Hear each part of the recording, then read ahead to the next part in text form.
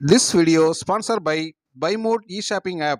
BuyMode e-shopping application is one of the online shopping app now available on Play Store and App Stores. Hello friends, நம்ம வீட்டுக்கு தேவையான காய்கறிகள் மற்றும் மளிகை பொருட்கள் போன்றவற்றை நம்ம பைமோட் ஆப்பில் ஷாப்பிங் பண்ணுறது மூலமாக விலை குறைவாகவும் தரமானதாகவும் உங்களுக்கு கிடைக்கிறதுக்கு வாய்ப்பு இருக்குது.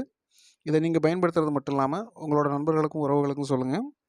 பைமோட்டோட லிங்க் வந்து நான் என்னோடய டிஸ்கிரிப்ஷனில் கொடுக்குறேன். நீங்கள் தேவைப்பட்டால் டவுன்லோட் பண்ணி ஷாப்பிங் பண்ணிக்கலாம். நன்றி. வணக்கம் உறவுகளே, ஒரு புதிய காணொளியோடு உங்களோடு இணைவதில் எமக்கு பெருமகிழ்ச்சி. நம்மெல்லாம் வாழ்ந்துகிட்டு இருக்கோம் இல்லையா, பூமி. இந்த பூமிக்குன்னு ஒரு ஆயுள் காலம் இருக்கும் இல்லையா. இந்த ஆயுளை வந்து ஆய்வாளர்கள் வந்து கணிச்சு சொல்லியிருக்கிறாங்க. பூமி எப்போது அழியும் என்ற கேள்விக்கு பலரும் விடை கண்டுபிடிக்க முயல்கிறார்கள். சிலர் ஆன்மீக வாழ்விலும், சிலர் அறிவியல் பூர்வமாகவும் அதற்கு முயல்கிறார்கள். இதற்கிடையே ஜப்பான் ஆய்வாளர்கள் இது குறித்த ஒரு துல்லியமான கணிப்பை வெளியிட்டுள்ளார்கள். இது குறித்து நாம் பார்ப்போம். பொதுவாக எந்த ஒரு விஷயம் தோன்றினாலும் அதற்கு அழிவு என்பது இருக்கும். எந்த ஒரு விஷயமும் இதில் விதிவிலக்காக இருக்காது. பூமியும் அப்படித்தான். பல பில்லியன் ஆண்டுகளுக்கு முன்பு தோன்றிய பூமியும் நிச்சயம் அழியும். அது எப்போது நடக்கும் என்பதே பலருக்குமான கேள்வி. இந்த கேள்விக்கு விடையை கண்டுபிடிக்க ஆய்வாளர்கள் பல வழிகளில் முயன்று வருகிறார்கள். இதற்கிடையே ஜப்பானைச் சேர்ந்த டோஹோ பல்கலைக்கழக ஆய்வாளர்கள் அதற்கான விடையை கண்டுபிடித்துள்ளார்கள் என்றே சொல்லலாம். இவர்கள் நாசாவின் கிரக மாடலை பயன்படுத்தி ஒரு சூப்பர் கம்ப்யூட்டர் முறையை சோதித்துள்ளனர். அதில் பூமியின் ஆக்சிஜன் சுமார் 1 பில்லியன் ஆண்டுகளில் காலியாகிவிடும் என தெரிவித்துள்ளனர். அப்படி ஆக்சிஜன் அனைத்தும் காலியானால் அதன் பிறகு உயிர் வாழ்வது சாத்தியமற்றதாக மாறிவிடும் என கணித்துள்ளார்கள்.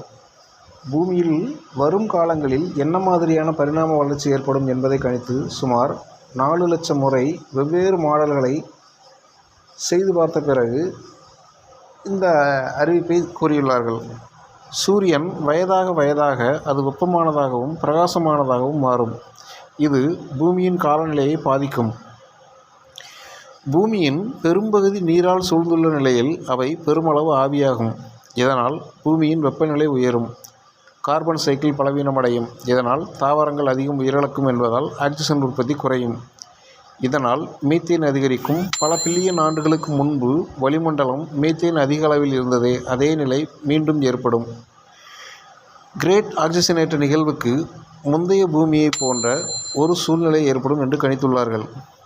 இது குறித்த ஆய்வு பூமியின் வளிமண்டலத்தின் எதிர்காலம் என்ற தலைப்பில் நேச்சர் ஜியோசைன்ஸ் என்ற ஆய்வதில் வெளியிடப்பட்டுள்ளது.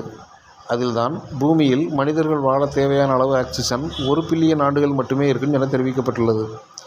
இது தொடர்பாக ஜப்பான் டோக்கியோவில் உள்ள டோஹோ பல்கலைக்கழகத்தின் உதவி பேராசிரியர் கசுமி ஒசாகி கூறுகையில், சூரியன் மற்றும் கார்பனேட் சிலிக்கேட் சுழற்சி எப்படி இருக்கிறது என்பதை வைத்தே பல ஆண்டுகளாக பூமியின் எதிர்காலம் குறித்து விவாதித்து வருகிறோம்.